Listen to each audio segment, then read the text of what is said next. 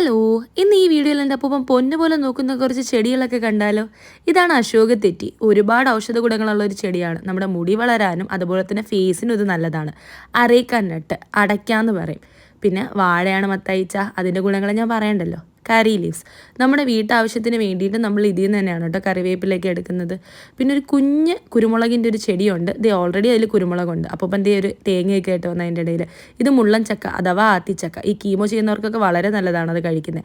പിന്നെ തുളസി ഇല്ലാത്ത വീടുകൾ ചുരുക്കമായിരിക്കും. തുളസി നമ്മുടെ വീടിൻ്റെ മുറ്റത്ത് നിൽക്കുന്നതേ ഐശ്വര്യമാണ്. ചീരയുണ്ട്. ചീര ഇന്ന് ഉച്ചയ്ക്കും കൂടെ തോരൻ വയ്ക്കാനായിട്ട് എടുത്തതേ ഉള്ളൂ. ചീരയുടെ ഇടയിൽ ഒരു മഞ്ഞൾ നിപ്പുണ്ട്. മുന്നേ ഒരുപാടുണ്ടായിരുന്നു. മഞ്ഞളിന് നല്ല ഗുണമാണ്. ഇത് നമുക്ക് എടുത്ത് മുഖത്തൊക്കെ അരച്ചിടാം കേട്ടോ.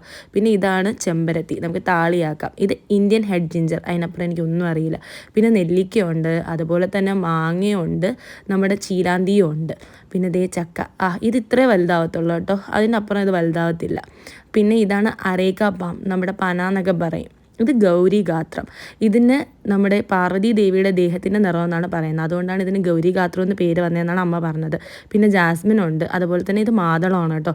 ഇതും ഒരു സൈസ് കഴിഞ്ഞാൽ അതിൻ്റെ അപ്പുറം വലുതാവത്തില്ല. നമുക്ക് കടയിൽ നിന്നൊക്കെ കിട്ടുന്ന ആ ഒരു സൈസ് വരത്തില്ല കേട്ടോ. ഇത് ആരോ റൂട്ട്. പിന്നെ നീം, അതായത് വേപ്പ്. ഇത് വീട്ടിൽ നിൽക്കുന്നത് തന്നെ വളരെ നല്ലതാണ് കേട്ടോ. പിന്നെ പപ്പായ ഉണ്ട്, പൈനാപ്പിളുണ്ട്. 1-2 പൈനാപ്പിൾ ഇതിൽ കാച്ചിട്ടുണ്ടായിരുന്നു കേട്ടോ. പിന്നെ മുരിങ്ങയ്ക്കുണ്ട്. ഒരുപാട് മുരിങ്ങ മരം ഉണ്ടെങ്കിലും 1-2 മാത്രമേ മുരിങ്ങയ്ക്ക് നിൽപ്പുള്ളൂ.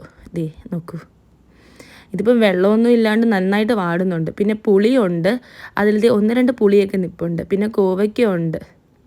ഇതെല്ലാം നോക്കി നടത്തുന്ന എൻ്റെ അപ്പൂപ്പനാണ് കേട്ടോ. വെള്ളം ഒഴിക്കുന്നതും പരിപാലിക്കുന്നതും ഒക്കെ അപ്പൂപ്പനാണ്. അതേ പോകുന്ന വഴി ചിത്രശലഭം. അങ്ങനെ കാഴ്ചയൊക്കെ കണ്ട് ഞാൻ അപ്പൂപ്പനും കൂടെ അവിടെ നിന്ന് മടങ്ങി.